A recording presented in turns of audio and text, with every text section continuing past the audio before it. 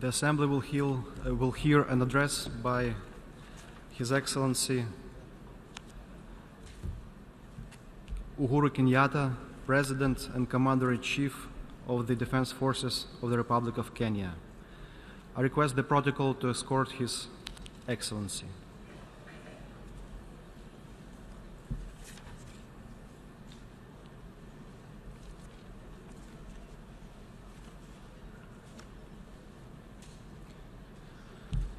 On behalf of the General Assembly, I have the honor to welcome to the United Nations His Excellency Uhuru Kenyatta, President and Commander-in-Chief of the Defense Forces of the Republic of Kenya, and to invite him to address the Assembly.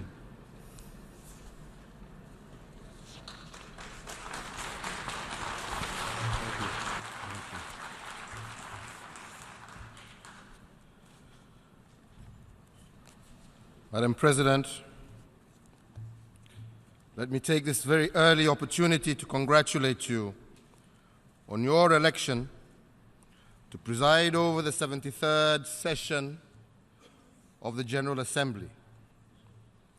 I have no doubt that the experience from your distinguished career in the service of the Republic of Ecuador will be invaluable to you in your new responsibility. I also note with appreciation that your strategic priorities for the 73rd session, namely strengthening multilateralism, catalyzing the well-being of all persons, and a sustainable planet, as well as building a stronger, more efficient multilateral system, converges with Kenya's aspirations. It is my pleasure, therefore, to reaffirm my government's complete commitment to our shared vision and to support you during your tenure. The 73rd session of the United Nations General Assembly is the second one to be held during the tenure of Secretary General Guterres, who has already spoken publicly about the financial situation of the United Nations and has even spelled out reforms that need to be executed to ensure optimal utilization of our finances. I applaud the Secretary General for his efforts and courage to cut costs and for his commitment to ensure that the UN's resources are better managed. Indeed, I am convinced that part of these objectives will be achieved with the adoption of the proposals made in regard to the adoption of the global service delivery model. In this regard, it is my hope that Kenya will have the privilege to host one of the proposed 3 such centers. I also applaud the commitment of the UN staff who are engaged daily in tackling a myriad of challenges that are greater than any one country or region can resolve on their own. Kenya strongly supports the General Assembly's embrace of better alignment in the mandates of urbanization, human settlement, and environmental governance. This will enable the UN Human Settlement Program and the UN Environmental Program to fully deliver on their role as a global focus point on human settlements and the environment matters across the United Nations system. Madam President, even as we speak of important reforms at the United Nations, we must also recognize that the need for reforms is much broader and of greater significance. In almost every part of the world, a growing lack of trust is opening a dangerous gap between citizens and their governing institutions. This is partly as a result of the impact of a number of significant factors. Key among them is the growing demand by all our citizenry for accountability, occasioned by the attendant awareness of the gap between available resources and the provision of services to the populations. These demands are also fueled by a growing awareness of the scourge of corruption and wastage of public resources and their negative effects on the lives and hopes of people. Never before in human history, due to the benefits of accessible information, have so many people known how public trust is undermined by acts of commission or omission by a few individuals and networks, both in private and public sector. Weak governance systems are manipulated and exploited for the gain of predatory interests at the expense of the common man. The free media and social media are rife with news of outright fraud, cynical conflicts of interests, financial arrangements that privatize gains during prosperous times, then socialize losses during economic catastrophe. Added to individual corruption, major corporations are misrepresenting their earnings to deny governments revenues needed for investment in public goods. The extraction of mineral and other resources continues to be subject to corrupt dealings that not only deny communities and countries any benefit, but almost routinely lead to violence and instability. These dealings have over several decades been clothed with the garments of legality, institutionalizing the exploitation by cartels and oligopolies that are pillaging Africa and other underdeveloped regions of their natural wealth. Hence the popular theorizing of Africa's resource curse. It has become clear to citizens all over the world that what is enabling the illegal and illicit conduct of corrupt individuals and companies is globalized financial and legal systems. Its impact is worldwide, but is probably the lead cause to most of the suffering on the African continent. There is increasing evidence that Africa is a net exporter of much-needed capital to the world through illicit outflows.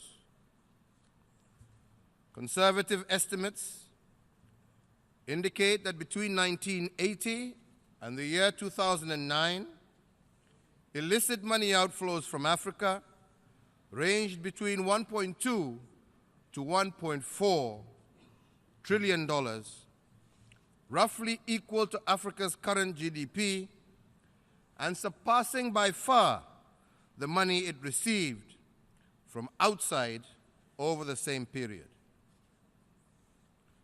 Every illicit dollar that leaves Africa goes somewhere, most often to where the rest of the money from tax evaders and criminals is hidden. Africa suffers as a result. But the irony is that what is done to Africa eventually is done to the rest of the world. The present system of transferring and laundering illicit capital is enabling corrupt networks all over the world to illegally acquire in one country who are being welcomed with open arms as investors in another. The same system is used by drug cartels and even terrorist networks. Collectively, drug addiction, violent extremism, International crime and terrorist actions result in misery and hurt to millions of victims all over the world. Madam President, the most dramatic manifestation of the destructive impact of the resulting misery of the effect of the crimes above is the loss of trust in governing institutions at the national, regional, and global level. As people observe the impunity, they increasingly feel that the economic systems are rigged against their hopes. Therefore, the trust deficit grows. Oftentimes, institutions of government have become vehicles to capture for ethnic or racial interests articulated by populists and extremists who thrive in chronic instability and drive it forward with their incitement. When networks and cartels in government capture the state for their own selfish gain and represent themselves as champions of an ethnic or religious group, the result is all too often civil strife and civil war. In such an atmosphere, the result of a political competition can begin to seem like an existential threat to groups and their members. Excellencies, ladies and gentlemen, the fragility of our world is also manifest in instability and conflicts, as in the case of both Somalia and South Sudan. In Somalia, AMISOM is a unique regional effort that has deeply degraded one of Al-Qaeda's most ambitious affiliates. Kenya has been part of that journey from the start. It was in Nairobi where a transitional federal state was negotiated into existence with the material and moral support of the Kenyan people. We have never wavered. Kenyans have lost lives and property in pursuit of peace and stability in Somalia, and we appreciate our regional and international colleagues and partners. In Somalia, a historic chapter on Africa's will to peace and security is being written. We appreciate the partners standing with the region, but the job is not yet done. We must ensure military success over Al-Shabaab if other political and economic solutions are to take firm root. So far, the troop-contributing countries continue to bear a disproportionate burden. We have consistently sought for the international support that is commensurate with a threat scenario, including in the form of enablers and force multipliers. These have not been forthcoming. What the international community is doing with Somalia is not good enough. We understand that these are difficult times economically, but global terrorism must be faced boldly. And if we have learned any real lessons in the last 20 years, we should appreciate that AMISOM needs support, and it is for all of us to make this happen. Madam President, in building peace, there are no silver bullets. The process of bringing stability and peace to South Sudan requires commitment, requires us to work closely with the South Sudanese parties, particularly now, after the signing of the revitalized peace agreement. Kenya is proud to have worked with Sudan and South Sudan in their pursuit of peace and stability. We have always known and firmly believe that the constancy of our efforts would yield the fruit of a prosperous and free South Sudan. Today, we call upon all of you to join us in this endeavor for peace and stability in South Sudan, and I appeal to you, all development partners and international agencies and friends of South Sudan, to all redouble your efforts and support this cause to end the suffering of the children, women, and men of South Sudan. Ladies and gentlemen, allow me to turn to the global sphere, which has also not been spared of the challenges of today. Multilateralism is under severe strain, as evidenced by our global trading and economic management system.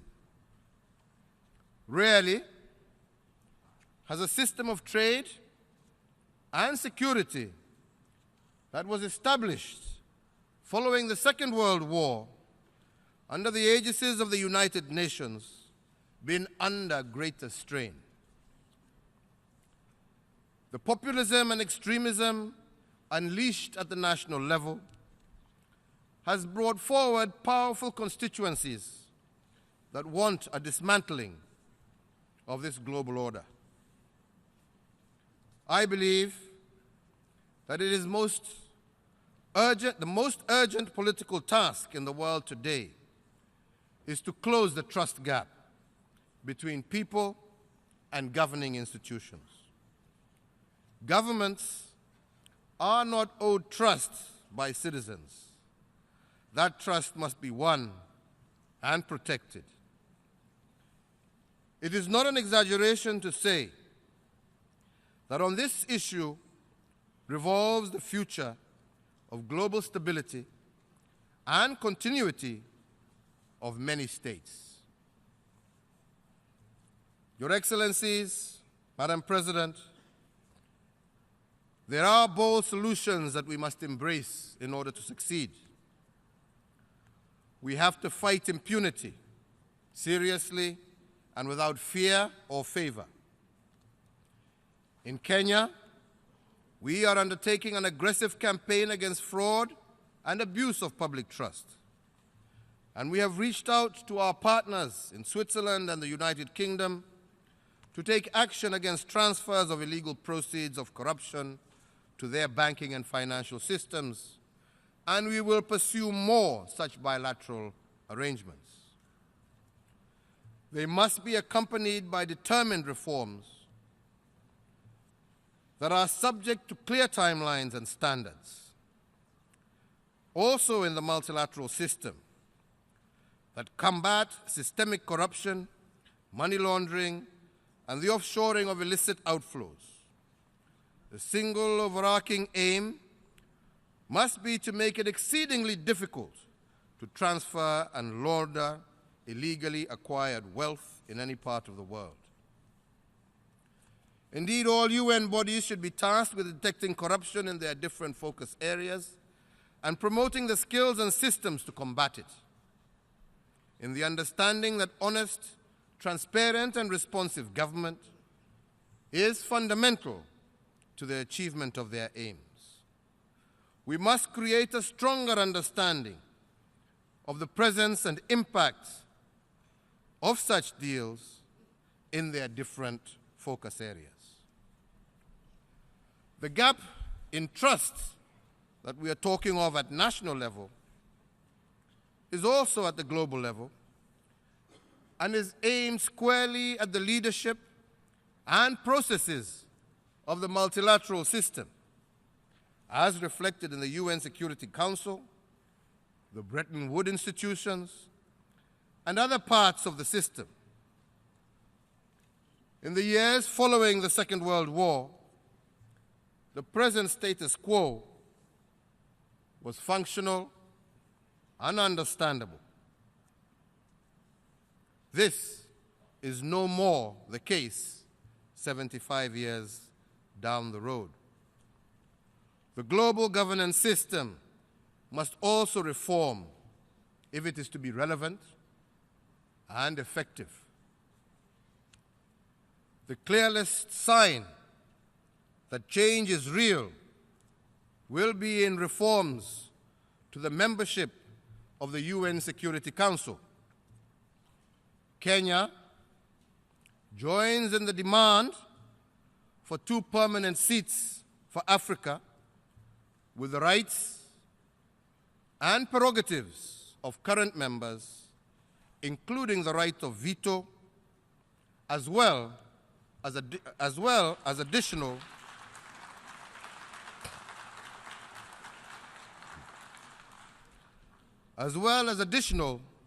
non-permanent seats. As we all know, Africa is underrepresented in the non-permanent category of the Security Council, and we are totally not represented at all in the permanent category. This historical injustice is a clear indication of the skewed system that has perpetuated an exclusive model of governance that fuels the trust gap between nations.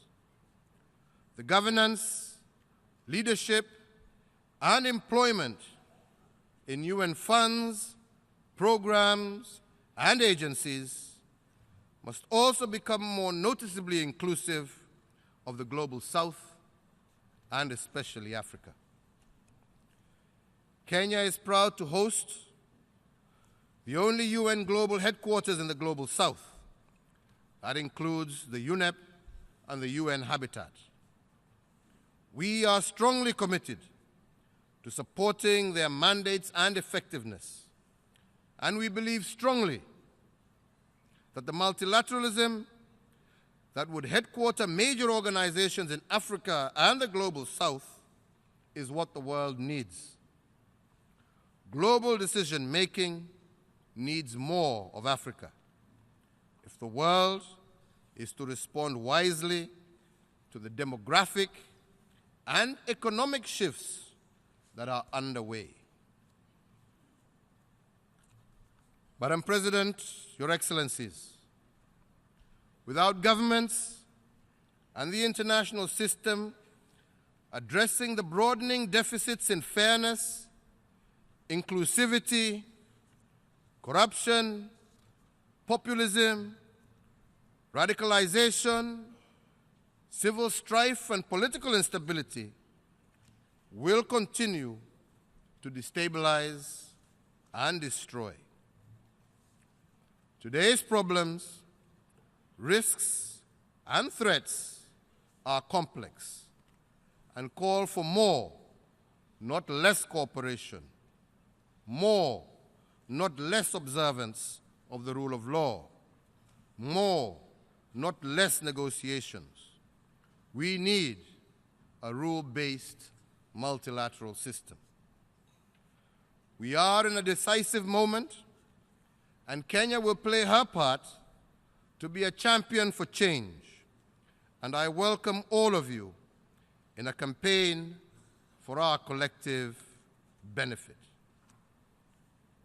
Madam President, Excellencies, ladies and gentlemen, to conclude, the sea is increasingly being seen as a sustainable source of food, jobs, and prosperity to the growing populations of the world.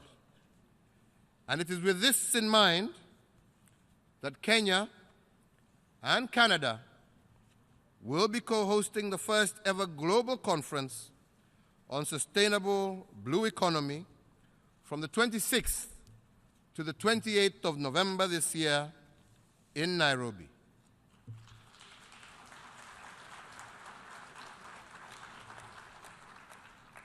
I therefore take this opportunity to welcome all of you to this conference and its deliberations on how we can access and harness financing, technology, and skills, innovations, as well as capacity building to allow us to turn the blue economy into a driver of millions of jobs, a source of food,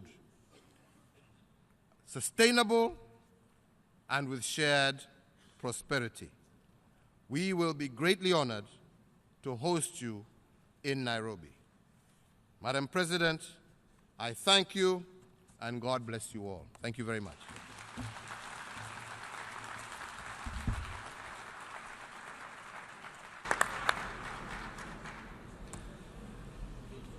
On behalf of the General Assembly, I wish to thank the President of the Republic of Kenya for the statement just made. May I request representatives to remain seated while we greet the head of state.